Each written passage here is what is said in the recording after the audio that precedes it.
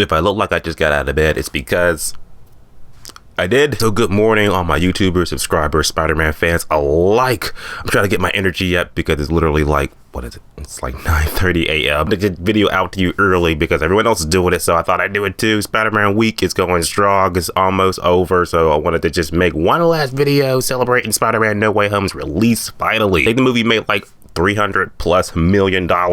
It's not even Sunday yet fully, so this movie just killed it in the box office. I'm glad everyone's loving it. I'm glad everyone is enjoying it and embracing the spider. No spoiler talks anymore. I've done so many spoiler videos and shit, so you can watch those, have a good time with it. I just wanted to just do my ranking of the Spider-Man movies, not including Venom, even though Venom is sort of going to see the Spider-Man character. I swear, this phone decided to rank all the Spider-Man movies that have the Spider-Man title in the name that features the character prominently in the movie. Because we're talking to 3 Raimi movies, 2 Mark Webb movies, 3 Tom Holland movies, and of course Spider-Man Into the SpiderVerse. So we're gonna just rank them all. So here's my ranking from worst to best of the Spider-Man movies, starting with number 9 for me is going to be SpiderMan 3. SpiderMan 3 is a movie that was just like, it's the bottom of the barrel compared to the rest of them because, okay, this is like, it's the most memeable movie at all, but I just feel like coming off the heel of SpiderMan 2 as well was a complete letdown. This was the movie that, yeah, like, you know, killed Spider-Man for a couple of years, and then he came back and made Spider-Man and shit. And this one, they really butchered Venom. One of the movies that really started off the superhero trend of like, oh yeah, we're just gonna butcher a character and people are just going to hate it. It's not the first to do it, but it wasn't the last. Spider-Man 3 was just one of those movies that just like, I barely remember it at all. I mean, I know like the Tobey Maguire, you know, take hold of this. Ridiculous, but that's Spider-Man number 3. It's number 9 on the list. Here's number 8.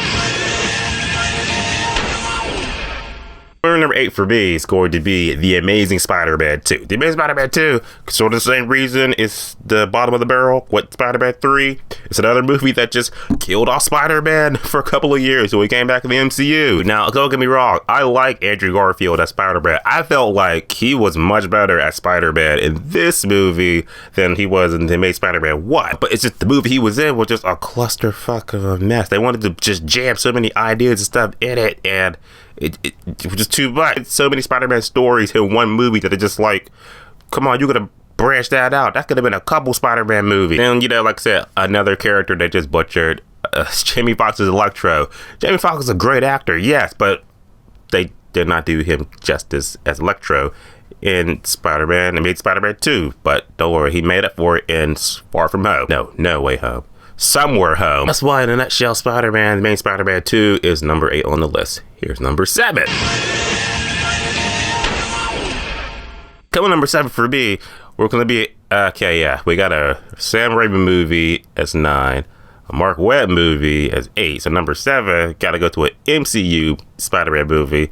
We're going to say it's going to be Spider-Man Far From Home. Now, don't get me wrong. I don't hate this movie. I enjoy it. But again, it's one of those things. It's like when you compare it to other movies, other Spider-Man movies, it's kind of low on the totem pole. Again, it's another movie that I'm just going to say, you know, fans were just like, oh my God. Again, it's just even when Iron Man's not in the movie, he's still like, fuck you, in the movie. He's like the driving force behind Spider-Man and shit, because it's just like, oh man, I'm trying to live up to Iron Man, you know, I can't be the hero he wants to be, you know. When you have Happy Hogan literally have to tell Spider-Man and the audience, you're never going to be Iron Man. And that's kind of like the crux of the movie, like whoa, shabash. And come on, like, yeah, don't get me wrong. Like, so I love Mysterio. I like the movie as a whole. I did enjoy Spider-Man Far From Home. I'm just saying there are other better Spider-Man movies, but this one, Far From Home, is just number 7 on the list. Not a bad one, but there are better ones, like this one.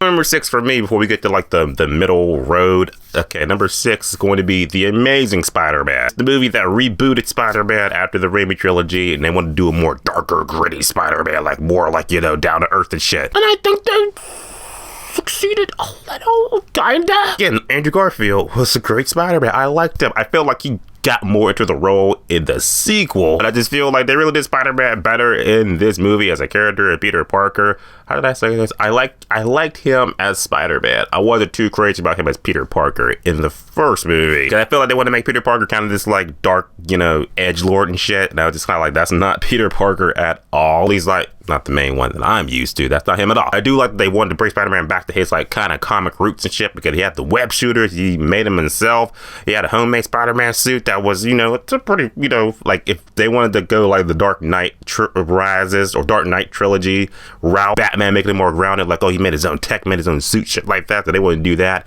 And I appreciate it. That's why it's kind of like, it's not a bad movie. It's just like, not one of the better Spider-Man movies. But like I said, I'll say the next 5 movies in the list are definitely like, okay, these are like the 5 Spider-Man movies that if you want to recommend to somebody who's never seen Spider-Man, don't know shit about him, these are the 5 movies I recommend. Start with number 5. Number 5 for me is the middle of the road Spider-Man movie that's just like, it's got the good and the bad. It's right in the middle in the pocket. And that's the original Sam Raimi Spider-Man. It was the first Spider-Man movie that just brought Spider-Man to the big screen, live action, and we were just like, oh, this is good. This is great. I love it. I love this movie. In 2000 when it came out, because now it's like decades later, now people are just like, this movie is not as good as I remember. And was like, Tobey Maguire, it's kind of, I guess it's cheesy, but it's like, it's one of those movies that you gotta look back on. You gotta know that it's a movie that was made back in the day. If it was made by now, people will be like, this is just a cheesy Spider-Man movie, and I hate it, because, people just hate everything. But I felt like this was a good take to bring Spider-Man to the big screen, everything like that. When he's swinging around the city and shit, it is just like crazy. You're seeing this for the first time. This movie set the bar for other Spider-Man movies to come. That's why, Tobey Maguire was a good Spider-Man. Again, he kills it more in sequel. That's like the thing with these Spider-Man movies. It's like the characters, they get better in future movies. Willem Dafoe as the Green Goblin is just amazing. He is great. He's crazy, but this isn't the only Spider-Man movie in this franchise, this, SpiderVerse, that has him, which is why Spider-Man original is number 5 on the list. Now, here are the top 4 Spider-Man movies, in my opinion. With number 4 being... Number 4 for me might surprise you, but I like this movie a lot. It might surprise you. Number 4 for me is going to be Spider-Man Homecoming. This was a good movie. I like this movie, first of all, like I said, Michael Keaton as the Vulture absolutely crushes it. This is like one of the movies in the MCU that showed us that villains can be amazing in the MCU. It's like up to this point, before we had Thanos and shit, it was just like, man, who are the good villains in the MCU? Like, come on. Michael Keaton actually crushed it. He gave us a relatable, like, yeah, I'm actually on your side, Michael Keaton. There's a point in Homecoming where he tells Spider-Man, like, yo, I'm just doing this for my family. Let me do just this one last job and I'm out of the game. Makes you be like, if I was Spider-Man, I'd be like, okay, just one more. It just please be done so I don't have to web your face. Real more the limits for Spider-Man. This was Tom Holland's first like solo Spider-Man entry, and I did have a good time with it. A lot of people were scared that it's just going to be Iron Man 4 because Tony Stark's in it, but Tony Stark's in it for the moments he needs to be in it, and it works out perfectly. This was a good coming-of-age story for Spider-Man, introduced at the Tom Holland Spider-Man in his world, and I thought it was really great, and that's why it's number 4 for me. Here are the top 3 Spider-Man movies, starting with this one. One should be a no-brainer because there's only 3 other movies it could be. So it's kind of like, okay, what could it be? So I think it's going to make sense. Number 3, easily Spider-Man 2. Before we had No Way Home, Spider-Man 2 was considered like the best live-action Spider-Man movie, period. Yeah, some people still think that, but I'm just saying that I really like Spider-Man 2. This was like that. This is the perfect Spider-Man movie. Right amount of cheese, right amount of humor, right amount of action, right amount of heart.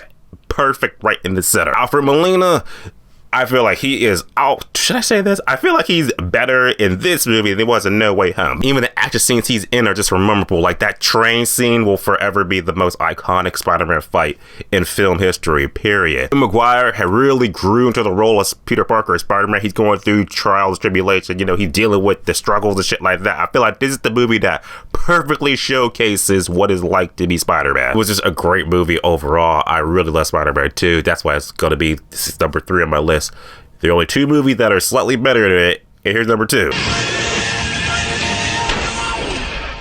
one should be a no-brainer, but hey, I loved it. And buying this one easily, hands down, of course, it's Spider-Man No Way Home. The ultimate Spider-Man movie had to be number 2 because hey, it's had everybody in it. Let's just take every villain from the other movie, just jam them in this movie and still make it work. Let's do it better. Let's bring the other two Spider-Man and put them in this movie, make them supporting characters, make them actually integral to the plot of the movie, and still make it work. Call this Ultimate Spider-Man movie because, like I said, it's got everything, got everybody. It's got the heart, got the feels, got the humor, got the action, but still feeling like it's still Tom Holland's story. That's one of my worries about Spider-Man No Way Home. I was just like, if the other Spider-Man people come in, are they just gonna just like overshadow Tom Holland? It's just gonna be the Tobey Maguire, Andrew Garfield show? It wasn't like that at all. This was still Tom Holland's movie in the forefront. When it's all said and done, it still ends with Tom Holland, Spider-Man in the forefront, and I love that. It's Ultimate Spider-Man movie. Everyone loved it. Everyone was having a great time with it. This was awesome. It was great. Definitely one of the top best movies of 2021. Spider-Man No Way Home is just great, but you knew that because everyone's talking about it this week. That means only one other movie left that's better than No Way Home, and it's this one. One for me, probably number one for everybody, is still Spider-Man Into the SpiderVerse. It's better than 3 Spider-Man. Fucking like 8 Spider-Man, some Spider-Women and a Spider-Pig. Now that's the Ultimate Spider-Man movie until Spider-Man Cross Spider-Verse comes out, and then just everyone's there, and then our brain's just gonna just every Spider-Man's there. Then Into the Spider-Verse was great. First of all, Miles Morales is Spider-Man. We finally got one. We don't have a live action one yet, but I'm to the point that maybe we don't need one. Let's just stick with this animated one. Yeah, it's animated, and it's still it's animated, and it makes it so unique from the other movies that just makes it stand out so much more.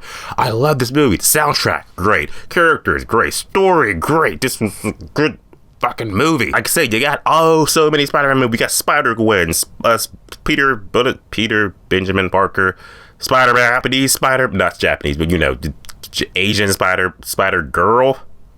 Not racist. I just can't think right now. Nicolas Cage, Spider-Man, Spider-Ham. It was just great seeing all these Spider people together, and they just crushed it. It was like a fan service movie, but it was like fan service in the good way. They raised it enough. Spider-Man across the Spider-Man Into the Spider-Verse. So many spider. You say spider so many times, it's just like you get tongue-tied. Best movie, in my opinion, in the Spider-Man franchises, and that's why it's number 1. It's my ranking of the Spider-Man movies. Spider-Man Into the Spider-Verse, number 1 for me. What is your ranking of the Spider-Man movies? Type below, let me know, just talk about it. And this will be my final Spider-Man video to just close out 2021. I had a good time talking about Spider-Man with you guys. It was been great. But now that's over, let's move on to other movies. Top 10 best movie, top 10 worst movies are coming out next week or so before the year is over. Type below your favorite Spider-Man movies. Let's just talk about it. I'll see you guys in the next video. Thanks you guys, and I love you. And as always, subscribe. Until next time.